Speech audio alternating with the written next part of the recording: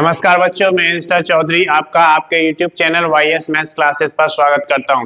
बच्चों, आज इस वीडियो में हम लेकर आए हैं कि बिहार पुलिस में स्टेनो ASI की बम्पर वैकेंसीज निकाली गई हैं। कुल कितने पद हैं, प्रारंभिक तिथि क्या होगी, कब इसकी अंतिम तिथि है, एप्लीकेशन चार्ज कितना लगेगा, ये सारा कुछ इस वीडियो में डिस्कस करेंगे। वीडियो को अंत तक जरूर देखें और अगर अभी तक आपने चैनल को सब्सक्राइब नहीं किया तो सब्सक्राइब करें, वीडियो को लाइक करें और ज्यादा से ज्यादा शेयर करें ताकि ये उन सभी बच्चों के पास पहुंचे जो बिहार पुलिस में स्टेनो ASI बनना चाहते हैं। सबसे पहले हम यहाँ पर बात करते हैं इसकी प्रारंभिक तिथि की। तो इसके ऑनलाइन एप्लीकेशन शुरू हो चुके हैं 17/12/2024 से, यानी कि 17 दिसंबर 2024 से ऑनलाइन एप्लीकेशन शुरू हो चुके हैं। अंतिम तिथि की अगर बात करते हैं तो यहाँ पर देख सकते हैं 17/1/2025, यानी कि 17 जनवरी 2025 तक आप इसका ऑनलाइन एप्लीकेशन भर सकते हैं। का देखें तो 17/1/2025 तक आपको जमा करना है, यानी कि 17 जनवरी 2025 तक। अगर आप जनरल कैटेगरी UR यानी कि अनरिजर्व में आते हैं, जिन्हें हम सामान्य जाति बोलते हैं, या फिर OBC अदर बैकवर्ड कास्ट या फिर अन्य पिछड़ा वर्ग में आते हैं, या फिर आप EWS इकोनॉमिकली वीक सेक्शन के अंतर्गत आते हैं, या फिर आप बिहार राज्य से किसी दूसरे राज्य में रहते हैं, तो इन सभी कैंडिडेट्स के लिए यहाँ पर 700 रुपए का एप्लीकेशन चार्ज लगेगा।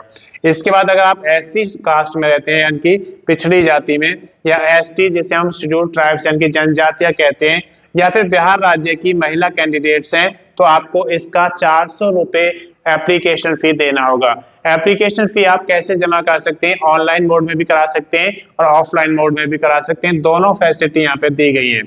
आयु की बात करते हैं तो 1/8/2024 को चेक की जाएगी, यानी कि आपकी आयु 1 अगस्त 2024 को कम से कम 18 वर्ष होनी चाहिए और ज्यादा से ज्यादा 25 वर्ष होनी चाहिए। अगर आप रिजर्व कैटेगरी में आते हैं तो आपको आयु में छूट दी जाएगी। BPSC नियम के अनुसार जो भी छूट है वो आपको इसमें उपलब्ध कराई जाएगी। इसके बाद हम बात करते हैं योग्यता की। तो यहाँ पर 10th +2 मांगा गया कि आप किसी भी रिकॉग्नाइज्ड बोर्ड से 10th +2 पास किए हुए हैं तो आप इसके लिए एलिजिबल हैं। लेकिन उसके साथ साथ यहाँ पर स्टेनोग्राफर मांगा गया है। हिंदी में आपका 80 शब्द प्रति मिनट का स्टेनोग्राफर होना चाहिए, तो आप इसको फॉर्म को फिल कर सकते हैं। इसके बाद हम बात करते हैं यहाँ पर कुल पदों की संख्या की। तो कुल पदों की संख्या यहाँ पर 305 है, जिसमें से अनरिजर्व यानी कि सामान्य जाति के लिए 121, EWS इकोनॉमिकली वीक सेक्शन के लिए 31 दिया गया है। अगर EBC की बात करते हैं तो 59 वैकेंसी हैं। OBC अदर बैकवर्ड कास्ट में हमें 37 वैकेंसी दी गई हैं। BC महिलाओं के लिए अलग से 14 वैकेंसी दी गई है। अगर आप SC में हैं तो शेड्यूल कास्ट के लिए 37 वैकेंसी है। ST यानी कि शेड्यूल ट्राइब्स के लिए 6 वैकेंसी दी गई है। तो कैटेगरी वाइज यहाँ पर सारी वैकेंसीज आपको बताई गई है कि किस कैटेगरी में कितनी वैकेंसीज हैं। अब बात करते हैं हम यहाँ पर डॉक्यूमेंट्स की। तो डॉक्यूमेंट्स में अब जब भी आप ऑनलाइन फॉर्म फिल करते हैं तो उसमें आपको अपने डॉक्यूमेंट्स अपलोड करने होते हैं। कौन कौन से डॉक्यूमेंट्स अपलोड करने होते हैं वो सारा कुछ हम यहाँ पर आपको बताएंगे। तो ये सारे डॉक्यूमेंट्स आपके पास स्कैन कॉपी में होने चाहिए। सबसे पहले हम बात करते हैं एलिजिबिलिटी की।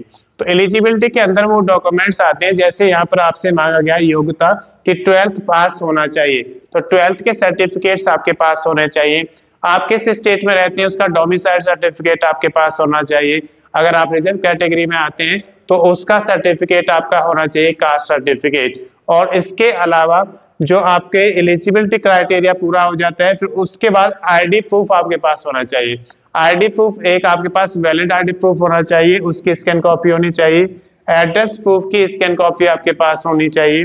आपके पास A4 साइज फोटोग्राफ होना चाहिए, जिसकी स्कैन कॉपी आपके पास होनी चाहिए। सिग्नेचर की बात करते हैं तो आप एक पेज पर सिग्नेचर करेंगे और उसकी भी स्कैन कॉपी अपने पास रखेंगे। ये सारे डॉक्यूमेंट्स आपके पास स्कैन कॉपी में होने चाहिए, क्योंकि ये सारे डॉक्यूमेंट्स आपको अपलोड करने होते हैं। इसके बाद हम बात करते हैं बेसिक डिटेल्स की। तो बेसिक डिटेल्स में क्या होता है, जैसे आपकी क्वालिफिकेशन आपकी वहां पर एंटर होती है, आपका डेट ऑफ बर्थ क्या है, वो आपके फादर्स का नेम, आपका परमानेंट एड्रेस, ये सारी डिटेल्स जो होती हैं बेसिक डिटेल्स होती हैं। जब ये डिटेल्स कंप्लीट हो जाती हैं उसके बाद आपके डॉक्यूमेंट्स अपलोड होते हैं, फोटोग्राफ और आपका सिग्नेचर, ये सारे कुछ यहाँ पर अपलोड किए जाते हैं। जब ये सारा कुछ अपलोड हो जाता है तो आप उसका प्रीव्यू चेक करें। प्रीव्यू चेक करने से क्या होता है कि अगर आपने कोई गलती की है तो आप उसे सुधार सकते हैं। अगर प्रीव्यू चेक करने पर आपको लगता है कि सब कुछ ठीक है तो आप उसका फाइनल सबमिशन कर सकते हैं। और जब उसका फाइनल सबमिशन हो जाएगा तो उसका प्रिंट आउट ले लें, क्योंकि जब आप भर्ती में आगे बढ़ेंगे तो प्रिंट आउट के अकॉर्डिंग आपने कौन कौन से डॉक्यूमेंट्स वहाँ पे अपलोड किए हैं वो सारा रिकॉर्ड आपके पास होगा।